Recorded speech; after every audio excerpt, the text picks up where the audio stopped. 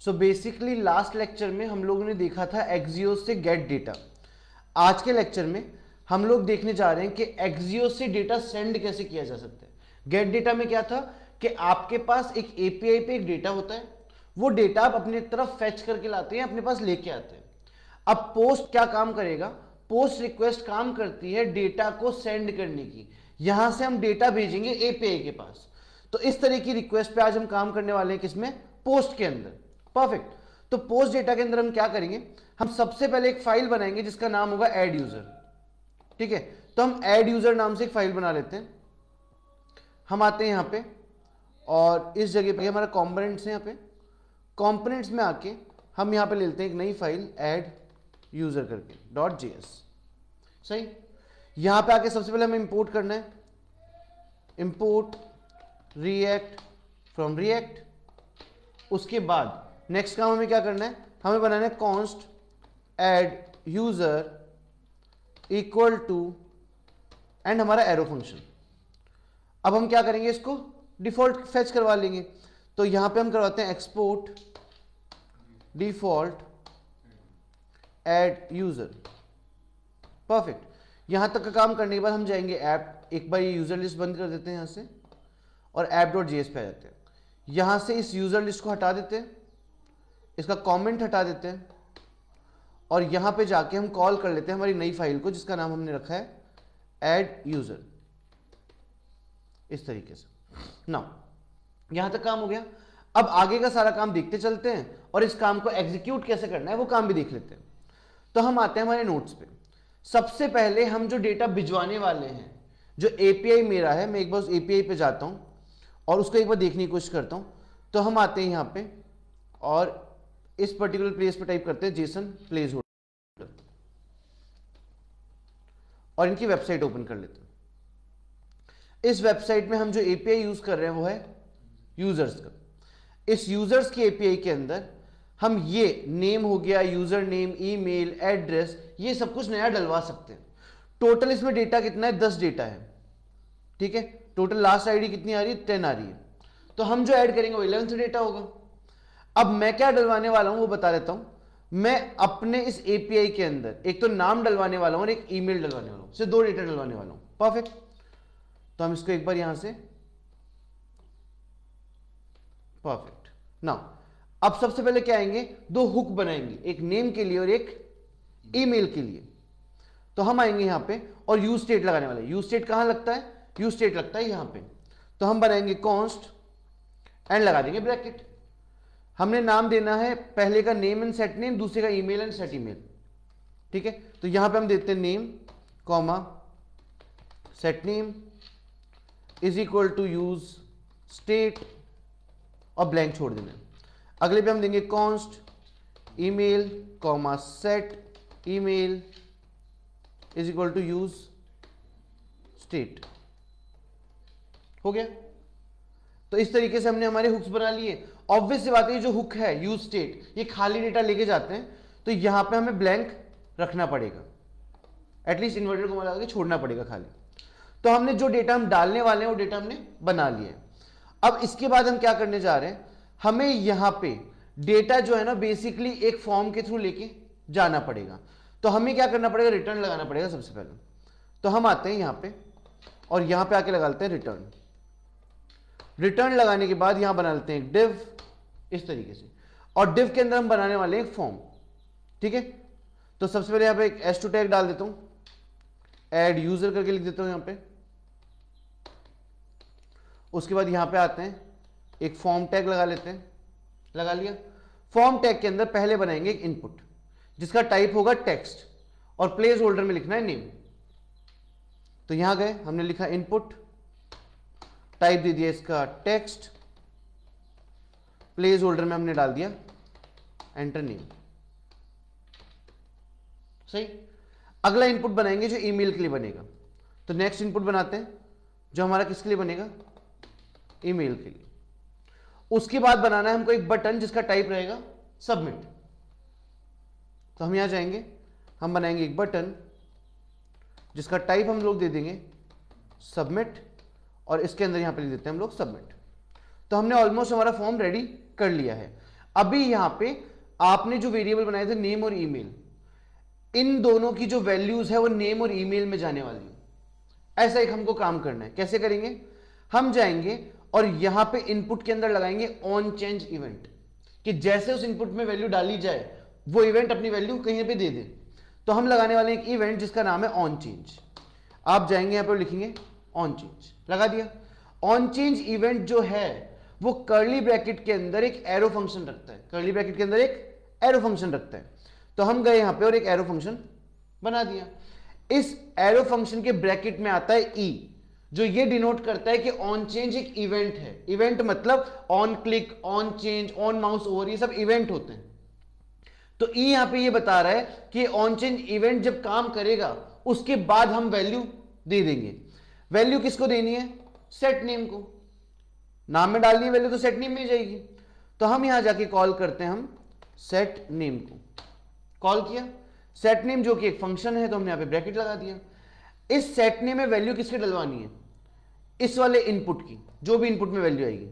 तो यहां पे उस वैल्यू को फेच करने के लिए लिखा जाता है ई मतलब इवेंट। टारगेट, टारगेट मतलब जिस इनपुट पे आप काम करो उस इनपुट की वैल्यू, और क्या उठानी है? उसकी वैल्यू।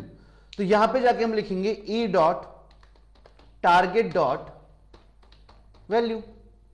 आप चाहें अगर आपको सिंगल लाइन में समझनी है तो आप ब्रेक कर लेते हैं, ठीक है, सॉर्टेड। तो क्या किया, इसकी वैल्यू हमने उठा ली।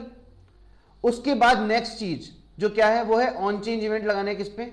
ईमेल पे। सेम प्रोसेस, यहां ईमेल पे आएंगे, इवेंट लगाएंगे on change. On change event लेता है एक एरो फंक्शन, वो बनाएंगे इस तरीके से। उस एरो फंक्शन से वैल्यू सेट करेंगे सेट ईमेल पे। यहां पे जाके इस पहले वाले ब्रैकेट में लिखेंगे ई, और वैल्यू उसकी इनपुट की वैल्यू लेने के लिए हम लोग लिखेंगे E dot target dot value. और इसको एक लाइन में समझना है इसलिए ब्रेक कर लेते हैं, कोड थोड़ा सा क्लीन कर लेते हैं, सेव करते हैं। परफेक्ट। एक बार देख लेते हैं वेब पेज पे हमारा क्या आ रहा है। एक फॉर्म तो बन के आ रहा है हमको वेब पेज पे, ठीक है। आगे चलते हैं। नाउ हमने क्या किया, इस फॉर्म की वैल्यू ले ली, पर एक छोटी सी दिक्कत है, वो दिक्कत समझाता हूं। जब भी मैं जाके सबमिट बटन पे क्लिक करूंगा ना, पेज रिफ्रेश हो जाएगा। और पेज रिफ्रेश होने के बाद इसमें जो मैंने वैल्यू डाली, मान लो यहां पे मैंने एक वैल्यू डाली, यहां एक वैल्यू डाली, सबमिट पे क्लिक किया तो वैल्यू गायब। अब वैल्यू ही गायब हो गई तो एपीआई के पास वो वैल्यू भेजेंगे कैसे? तो मुझे इस बटन के क्लिक के ऊपर सबसे पहले इस पेज को रिफ्रेश होने से रोकना होगा। अगर पेज रिफ्रेश हुआ तो वैल्यू मिस हो जाएगी हमसे। हमें वो वैल्यू मिस नहीं करवानी, बटन पे क्लिक होने के बाद उस वैल्यू को लेना है, कलेक्ट करना है एपीआई के पास पहुंचाने के लिए। तो हमने क्या किया, फॉर्म के ऊपर एक इवेंट लगाया और नाम है उस इवेंट का ऑन सबमिट। ऑन सबमिट मतलब सबमिट बटन पे क्लिक करने के बाद। और हमने बोला कि यहां पे हम एक फंक्शन कॉल कर रहे हैं, जिस फंक्शन का आप कोई भी नाम रख सकते हो। मैंने नाम रखा है हैंडल सबमिट। हो गया। अब ये जो फंक्शन आपने यहां पे कॉल किया है, इस फंक्शन को कहीं पे बनाना पड़ेगा, डिक्लेयर करना पड़ेगा। तो हम आए ऊपर और हमने ऊपर जाके एक फंक्शन डिक्लेयर किया। कैसे डिक्लेयर किया?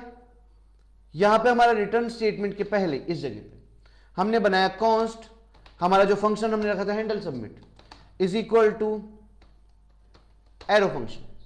सही, यहां तक हो गया। अब एक और चीज समझने की कोशिश करना। नेक्स्ट चीज आती है, इसको बोलते हैं असिंक एंड अवेट। असिंक और अवेट मैं लिख के देता हूं यहां पे, क्या है वो, async and await.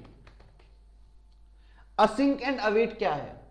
Async and await को यहां पे जावास्क्रिप्ट की भाषा में प्रॉमिस कहा जाता है।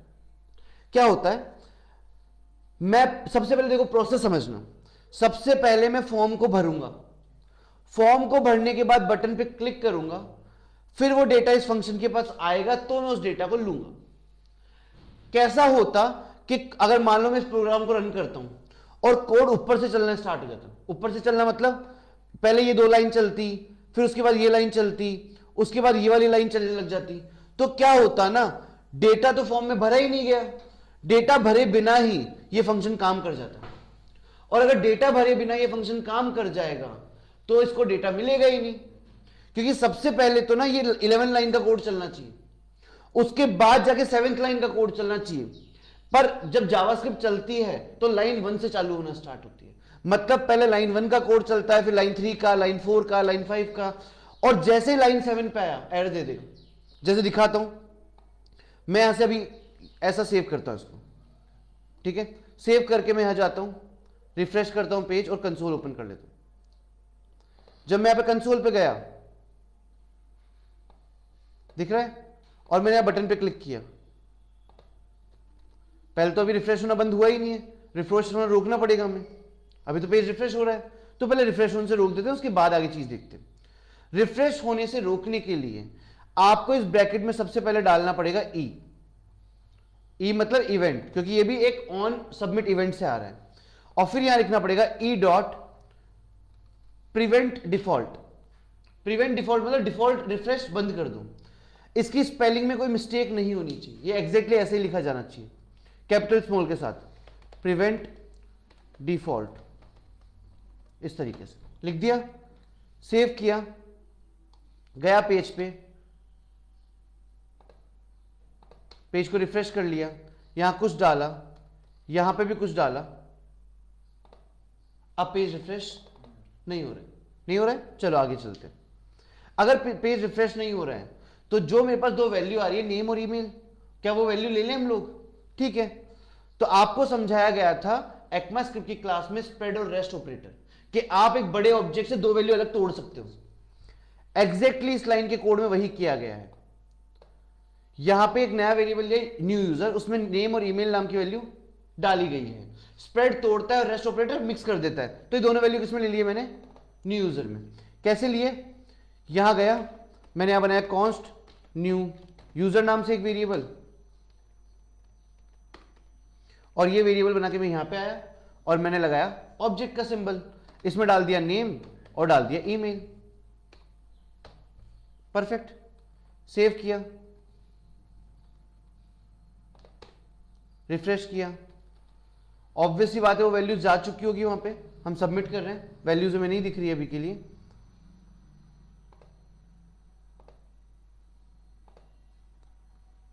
ना अगले स्टेप पे आते हैं।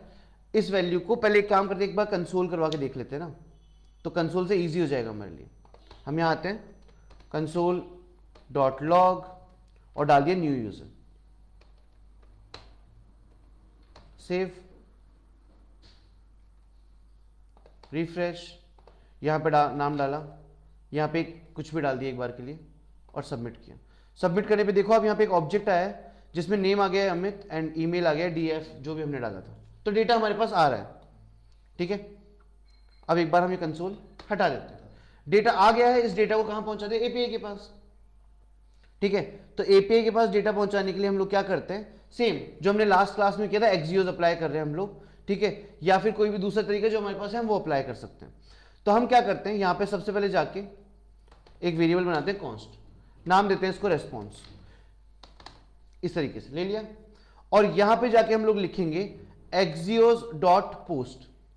Axios डॉट पोस्ट, हमने Axios की लाइब्रेरी को कॉल किया, वो ऐसे कॉल होगी नहीं, हमें सबसे पहले ऊपर जाके करना पड़ेगा इंपोर्ट Axios फ्रॉम Axios।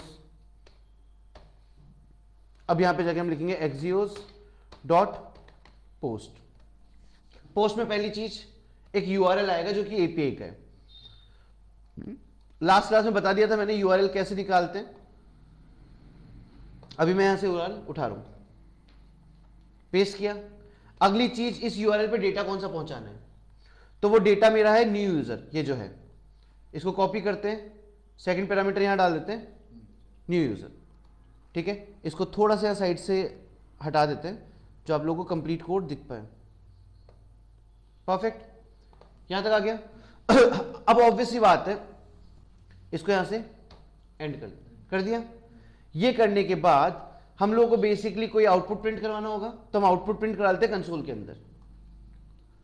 तो हम यहां लिख लेते हैं console dot log response dot data, save किया। अब जाते हैं यहां पे और रिफ्रेश करते हैं, एक नया नाम डालते हैं, यहां पे डाल दिया, और एक नई ईमेल आईडी डालते हैं .gmail.com, ऐसे करके सबमिट किया। सबमिट करने पे यहां पे आया अनडिफाइंड। क्या आया? अनडिफाइंड। डेटा आ रहा है, डेटा पहुंच भी रहा है तो एपीआई के पास भी जाना चाहिए, पर डेटा जा नहीं रहा है, क्योंकि अब वो प्रोसेस काम करेगा कि हमने फॉर्म भरा नहीं पर फिर भी उसने डेटा उठा लिया है। तो इस केस में आता है हमारे पास दो चीजें जिसको हम बोलते हैं असिंक और अवेट। असिंक क्या बोलता है कि जो भी आपका मेन फंक्शन है उस फंक्शन के आगे आप यहां पे इस पर्टिकुलर प्लेस पे लिखो असिंक। असिंक मतलब ये जो 8वीं लाइन से लेके 8th लाइन से लेके ये जो यहां तक 16th लाइन तक का जो कोड है इसको पहले नहीं चलाना, इसको असिंक्रोनस रन करना है। मतलब जो भी डेटा इसको चाहिए इसको वो डेटा मिल जाए तब उसके बाद इस फंक्शन को चलाना है। अब दूसरी चीज, इस एपीआई को डेटा कब भेजना है, इसके आगे लिखते हैं अवेट। अवेट मतलब वेट करो, जब तक डेटा पूरा नहीं आ जाए इस चीज को मत चलाओ, इसको वेट करवाओ। तो असिंक और अवेट इस तरीके से काम करते हैं कि जब 3 काम एक साथ चालू हो जाए। मैं एक बार समझाने की कोशिश करता हूं। देखो 2 तरह की चीज होती है, एक को बोलते हैं सिंक्रोनस SYNC, एक को बोलते हैं असिंक असिंक्रोनस। ठीक है, सिंक्रोनस चीज क्या है, मान लो मेरे पास एक काम है जिसका नाम दिया मैंने 1, एक काम है मेरे पास काम नंबर 2 और एक काम है मेरे पास काम नंबर 3। इस केस में क्या होगा, पहले काम नंबर 1 स्टार्ट होगा, काम 1 के स्टार्ट होने के बाद काम 2 वेट भी नहीं करेगा उसके एंड होने का, और काम 2 जो है वो ऑटोमेटिकली स्टार्ट हो जाएगा, वर्क 2 स्टार्ट हो जाएगा। वर्क 2 एंड नहीं हुआ उसके पहले वर्क 3 स्टार्ट हो गया। अब मान लो अगर कोई डिपेंडेंसी है कि काम 1 के अंदर कोई चीज है, वो चीज हमें यूज करनी है काम 2 के अंदर, वर्क 2 के अंदर। ठीक है, अगर वर्क 2 अभी तक फिनिश हुआ ही नहीं है तो वो चीज हमें मिलेगी कैसे, वो डेटा में मिलेगा ही नहीं। और ये तो काम करता है सिंक्रोनस, मतलब तीनों चीजें एक साथ चल गई। पर असिंक्रोनस क्या बोलता है कि पहले वर्क 1 स्टार्ट होगा और पूरा एंड होगा, पहले वर्क 1 पूरा स्टार्ट होकर एंड होगा, उसके बाद जाके कहीं पे वर्क 2 स्टार्ट होगा। तो जिस भी चीज के आगे आप लगा देते हो असिंक और अवेट, वो अपने डेटा का वेट करती है, उसके पास डेटा जब आ जाएगा उसके बाद ही वो काम करेगा। सेव करते हैं, सेव करने के बाद अब जाते हैं यहां पे, यहां लिख देते हैं एक नेम और XYZ करके कुछ भी डाल देते हैं, सबमिट करते हैं। अब देखो पहले 1 सेकंड में आंसर आ गया था, अब 2-3 सेकंड रुक के आंसर मिला है मुझे। आप यहां देख सकते हो एक नया ऑब्जेक्ट बना है जिसमें नाम अमित गया है, ईमेल XYZ गई है, और ऑटोमेटिकली वहां पे 10 डेटा थे एपीआई में, इसकी आईडी क्या बन गई ऑटोमेटिकली 11। तो इस तरीके से आप डेटा पहुंचाते हो। मैंने मेरे कोड में कुछ और ब्लॉक भी डाले हैं एरर को हैंडल करने के लिए, ट्राई और कैच। मैं एक बार ये एरर हैंडलिंग भी समझा देता हूं। ठीक है, क्या करना है, आपको लगता है कि इस लाइन के कोड में एरर आ सकती है, अगर एपीआई काम नहीं करा तो इस लाइन के कोड में, तो जिस भी लाइन के कोड में आपको लगता है कि एरर आ सकती है, आप उस लाइन के कोड को डाल दो ट्राई के अंदर, इस तरीके से डाल दिया। अब इसमें जिस भी तरह की जो भी एरर आएगी वो एरर ट्राई उस एरर को पकड़ लेगा और उस एरर को पकड़ के दे देगा कैच को, और कैच को कहां देगा, इस एरर नाम के वेरिएबल के अंदर। और अब हम यहां जाके क्या करवा देंगे, कंसोल डॉट लॉग, और इस एरर को हम यहां प्रिंट करवा देंगे इस तरीके से। सेव करेंगे और एक बार चला के जाके मैं यहां से यूजर की स्पेलिंग गलत डालता हूं, मैंने एपीआई ही गलत कर दिया है। अब मैं रिफ्रेश करता हूं, यहां पे कोई भी डेटा डालता हूं और सबमिट करता हूं, आपको प्रॉपर एरर मैसेज से एक एरर मिल गई है। यह है रिक्वेस्ट, यहां मैसेज पढ़ना लास्ट में, request fail with status code 404। इस चीज का मतलब है 404 एरर, मतलब उसको वो पेज मिला ही, उसको एपीआई मिला ही नहीं, क्योंकि आपने एपीआई का लिंक गलत डाल दिया। तो ये काम करता है कौन, ट्राई एंड कैच। सॉर्टेड। तो ये मेरा कोड था किसका, डेटा सेंड करवाने का। वापस समझाता हूं, जो डेटा भेजना है उसके हुक बनाओ नेम और ईमेल नाम से। वो करने के बाद एक फॉर्म बनाओ, फॉर्म में जो इनपुट बनाए हैं वहां पे ऑन चेंज इवेंट की हेल्प लेके डेटा को कलेक्ट करो। डेटा को कलेक्ट करके एक फंक्शन बनाओ हैंडल सबमिट नाम से, उस फंक्शन को डेटा दे दो। सबसे पहले उसकी रिफ्रेशिंग बंद करवाओ, डेटा को इकट्ठा एक वेरिएबल में डालो और फिर उस डेटा को एपीआई में भेज दो, और फिर उस डेटा की एरर हैंडलिंग करवा दो। तो ये आपका कोड था जो आपको यह समझाता है कि डेटा को सेंड कैसे करना है आपको एपीआई के लिए। इस कोड को मैं यहां पे डाल देता हूं।